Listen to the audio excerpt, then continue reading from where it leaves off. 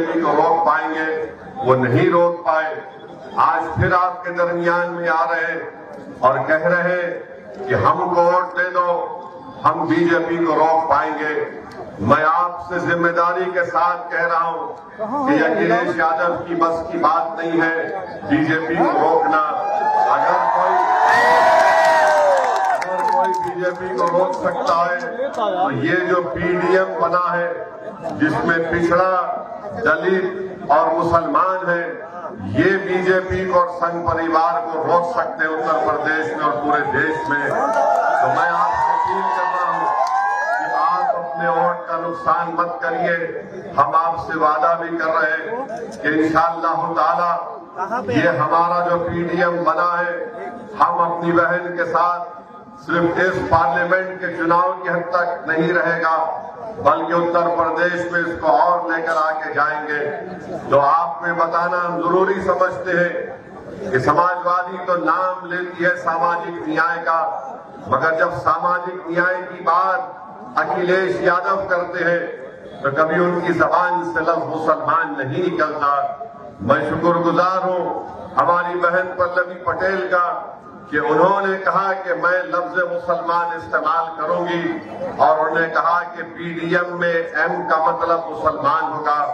और आज आप देखते हैं कि जिस बेबाकी के साथ वो इस काज को लेकर आगे बढ़ रही है, हम भी उनके साथ खड़े हैं। और हमारी भी कोशिश ये है कि उत्तर प्रदेश में सही मानों में पिछड़ों को उनका हिस्सा मिले, दलितों को उनका हिस्सा मिले, मुसलमानों को उनका जायज मुकाम मिले।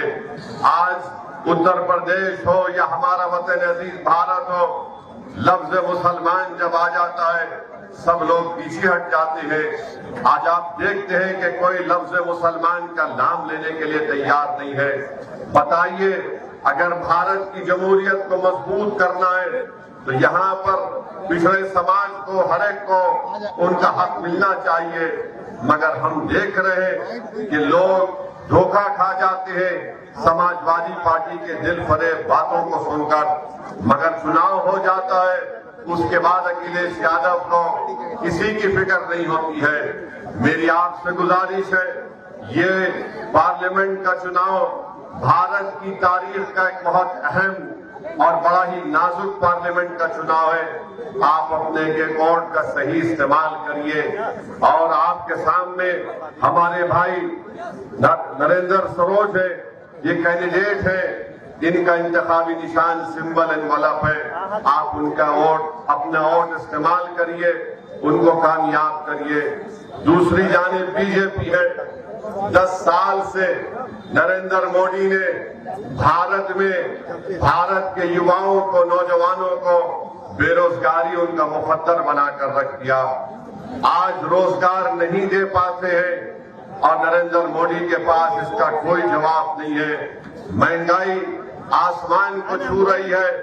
मैं आपको याद दिलाना चाहूंगा कि 2022 के विधानसभा के चुनाव में जब तीसरे मरहले की मतदान हो चुका, उस वक्त नरेंद्र मोदी ने उत्तर प्रदेश की आवाम के दरमियान में आकर कहा था कि मोदी आपसे वादा कर रहा है कि जितने चुट्टा जानवर फिर रहे, मोदी उनको उसका इंतजाम करेगा। बताइए, आज उत्तर प्रदेश में सबसे बड़ा मसला ये तमाम के तमाम जो जानवर जो रोडों पर फिरते हैं, किसानों की खेत खा लेते हैं, और जब वो गरीब किसान जाकर उनसे पूछता है कि भैया हमारे खेत को नुकसान हो गया, तो गवर्नमेंट की तरफ से कहा जाता है बाबा और योगी ने आपको 500 रुपए का इनाम दिया है, ये 500 रुपए रख लीजिए। आप बताइए, रात में खेत में जानवर घुस जाते हैं, जिसका वादा नरेंद्र मोदी ने किया। नरेंद्र मोदी ने विधानसभा के चुनाव में कहा था कि मोदी आपको वादा कर रहा है। आज भारत के प्रधानमंत्री तो आराम से दिल्ली में अपने महल में आराम कर रहे हैं, मगर उत्तर प्रदेश का गरीब और किसान परेशान है इन चुट्टा जानवरों से। इसका कोई पुरसाने हाल नहीं है। आज आप देखते हैं कि नरेंद्र मोदी कहते हैं कि मैंने गरीबों को गैस का सिलेंडर दिया।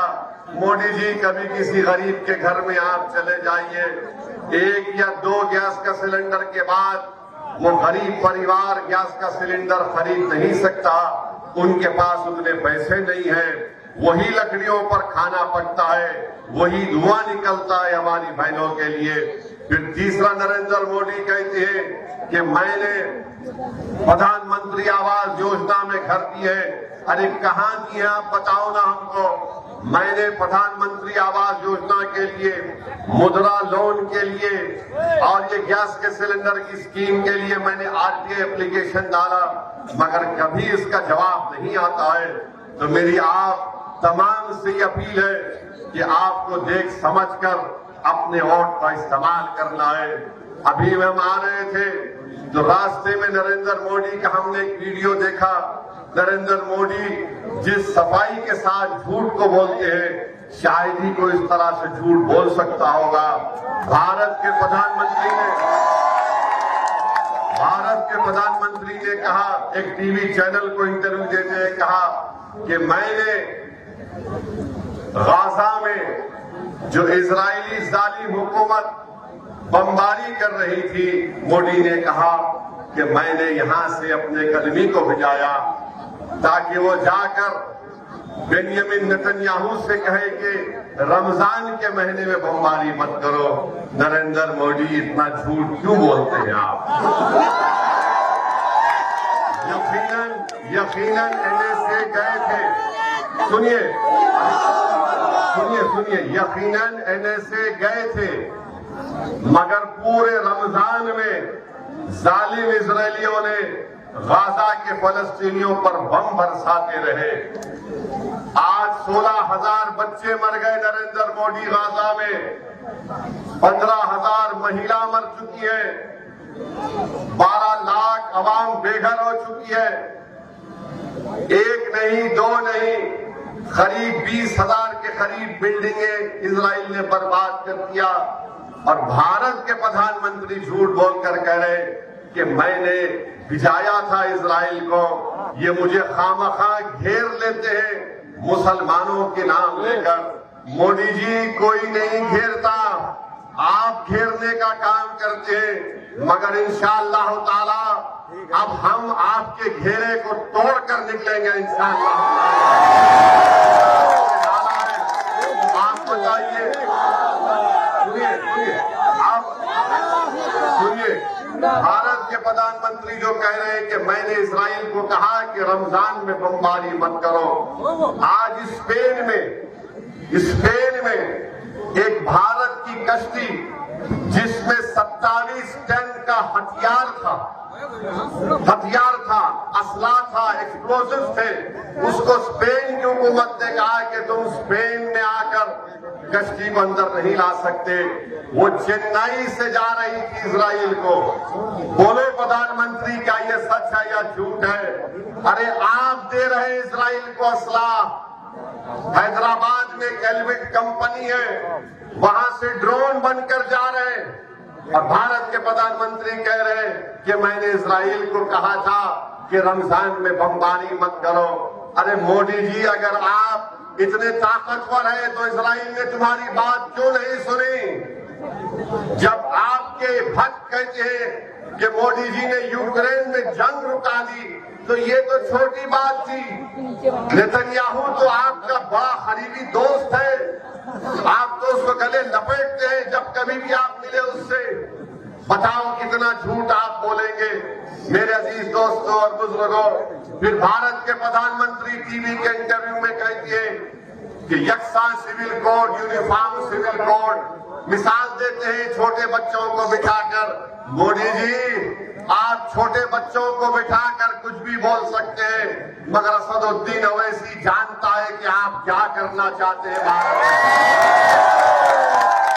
यूनिफॉर्म सिविल कोड की बात नरेंद्र मोदी करेंगे और उत्तर प्रदेश में धर्म परिवर्तन का कानून लेकर आते हैं, लव जिहाद का कानून बनाते हैं। बताओ वो यूनिफॉर्म सिविल कोड और ये कानून कैसे एक जगह जमा हो सकते हैं? बताओ, उत्तराखंड में जो बीजेपी ने यकसा सिविल कोड यूसीसी बनाया, वो ये कहता है कि मुसलमान अपनी शादी निकाह से नहीं करेगा, गवाह नहीं होंगे, और दुल्हन को महर नहीं मिलेगा, उसकी शादी होगी तो स्पेशल मैरिज एक्ट के तहत होगी। बताओ नरेंद्र मोदी, आप यूसीसी की मिसालें देते हैं, 1400 करोड़ टैक्स रिबेट आपने उन तमाम समाज को दिया जो मुसलमान और ईसाई नहीं है, आप क्यों नहीं हमको देते? भारत के प्रधानमंत्री एक और झूठ बोलते हैं, पूरे देश में जाकर झूठ बोल रहे हैं कि मुसलमानों को आरक्षण दिया जाएगा, दलितों का और पिछड़ा समाज से लेकर। नहीं नरेंद्र मोदी, आपने गलती की। हमको दलितों का हिस्सा नहीं चाहिए, हमको पिछड़ा समाज का हिस्सा नहीं चाहिए। हम यही कह रहे हैं कि इंसाफ करो। भारत के संविधान में दफा 15 और 16 के तहत आप हमसे इंसाफ करो। मैं आपको बता रहा हूं, आज नरेंद्र मोदी बाबा साहिब अम्बेडकर की बात करते हैं, मगर वही बाबा साहिब अम्बेडकर के संविधान को खत्म करना चाहते हैं। कैसे खत्म करना चाहते हैं? नरेंद्र मोदी की सरकार ने इकोनॉमिक वीकर सेक्शन के ऊपर 10% रिजर्वेशन दे रहे हैं। किसमें दे रहे हैं? तालीम में और रोजगार में। अब ये 10% में न दलित जा सकता है, इस 10% में न अदर बैकवर्ड क्लास के पिछड़ा लोग जा सकते हैं, और ये 10% सिर्फ अपर कास्ट लोगों के लिए मोदी ने किया।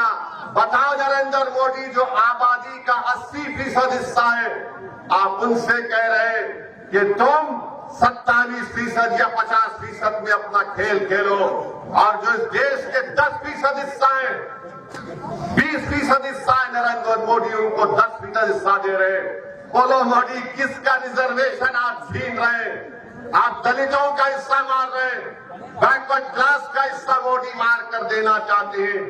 और याद रखिए, ये 400 पार की बात जो बीजेपी कर रही है, वो संविधान को बदल देंगे। अगर आपको मेरी बात का यकीन नहीं है तो जाकर मेरे भाषण के बाद इंटरनेट पर देख लो, आसाम का मुख्यमंत्री क्या कह रहा है। आसाम का मुख्यमंत्री कह रहा है कि 400 दे दो, हम काशी मथुरा भी छीन लेंगे, हम पाकिस्तान से पीओके ले लेंगे। मोदी जी, 10 साल से आप क्या कर रहे थे? 10 साल से आप पीओके ले रहे थे, मगर आपने पीओके नहीं लिया, तो मालूम हुआ 10 साल से नरेंद्र मोदी सिर्फ चाय पी रहे थे और सो रहे थे। अब चुनाव आ गया तो मोदी कह रहे हैं कि पीओके ले लेंगे। मोदी जी, पीओके ले लीजिए ना। भारत की संसद में हमने, हमारे बुजुर्गों ने एक रेजोल्यूशन पास किया था कि वो भारत का हिस्सा है। अरे आप 10 साल से क्या कर रहे हैं? मगर आप भाजपा के लोगों से पूछो तो बोलेंगे पीओके ले लेंगे। जब उनसे पूछो चीन का क्या करोगे, चीन भारत की 2000 स्क्वायर किलोमीटर जमीन पर कब्जा करके बैठा है, तो नरेंद्र मोदी और बीजेपी के लोग सन्नाटे में आ जाते हैं, सन्नाटे में आ जाते हैं। भारत के प्रधानमंत्री मोदी कहते हैं कि मैंने जिंदगी में कभी हिंदू मुस्लिम नहीं किया। आपको यकीन है? मोदी जी कह रहे हैं कि मैंने कभी नहीं किया। मोदी जी, ये कब्रिस्तान शमशान का मैंने कहा था, 80-20 मैंने कहा था, कपड़े देखकर पहचानो किसने कहा था? मेरे भाई, आज भारत के प्रधानमंत्री कहते हैं कि अब मुस्लिम महिलाएं ज्यादा बच्चे पैदा करती है। झूठ है, घुसपैठी कहते हैं। और फिर देश के प्रधानमंत्री हैं, 133 करोड़ जनता के प्रधानमंत्री हैं, मगर मोदी कहती है कि 15% लोगों को ज्यादा दे दिया जाएगा। अरे मोदी जी, आपको इतनी नफरत क्यों है? इतनी नफरत क्यों है आपको? ये देश, भारत जो हमारा देश है, मेरे मरने के बाद भी, आप तमाम के दुनिया के चले जाने के बाद भी, मोदी जी के जाने के बाद भी देश भारत रहेगा। मोदी जी, भारत को कमजोर करने का काम मत करो, झूठ बोलना कम करो, सच्चाई को बयान करो। अगर सच्चाई को नहीं बोल सकते मोदी जी, तो कम से कम झूठ को तो आम मत करो, नफरत को आम मत करो। आज कब तक पिछड़ा, दलित और मुसलमान को आम इस तरह से नफरत फैलाते रहेंगे उनके बारे में? जब कभी भी आप देख रहे हैं भारत के प्रधानमंत्री का भाषण होता है, अमित शाह कहते हैं कि ईद मनाएंगे मगर दूसरी जगह नहीं जाएंगे। अरे आखिर क्यों? आप 10 साल में आपने कितने नौकरी दिए बताओ? बताओ तुमने कितने गरीबों के घर में चूल्हा जलाया? बताओ तुमने महंगाई कितनी कम की? 400 पार बोलते हैं, आज पेट्रोल 100 पार हो चुका है। मोदी को अमित शाह की कोई फिक्र नहीं है। ये एक एक बात आप सुन लो उनकी, कि इनके पास दिखाने को कुछ है ही नहीं, कुछ नहीं है दिखाने को, मगर सिर्फ नफरत फैलाना इनका काम है। मगर याद रखिए, अगर पिछड़ा, दलित और मुसलमान को इंसाफ अगर मिलेगा तो पीडीएम के जरिए से मिलेगा। हमारी बहन पल्लवी पटेल साहिबा ने एक बहुत बड़ा बोझ उठाया है। हम आपसे अपील करने आए हैं कि आप उनका साथ दीजिए। ये हमारे दुश्मन, जो सियासी दुश्मन है, वो बोलेंगे ओवैसी वोट काटने आया है, ओवैसी बी टीम है। मेरे भाई, ये जो इंडिया अलायंस है, महाराष्ट्र में 48 लोकसभा की सीटें, एक भी मुसलमान को टिकट नहीं देते और आकर हमको गाली देते हैं। हैदराबाद में हमारे खिलाफ कांग्रेस ने उम्मीदवार खड़ा कर दिया, बीजेपी ने खड़ा कर दिया और सब ये समझ रहे थे कि अब के बार हैदराबाद की सड़कों पर असदुद्दीन ओवैसी को हम रोक लेंगे।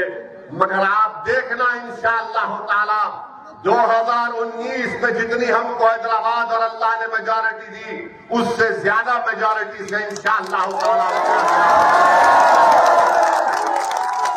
और हमारे, सुनिए, हमारे लिए मोदी जी आ गए, अमित शाह आ गए। अमित शाह 2 मरतबा आ गए।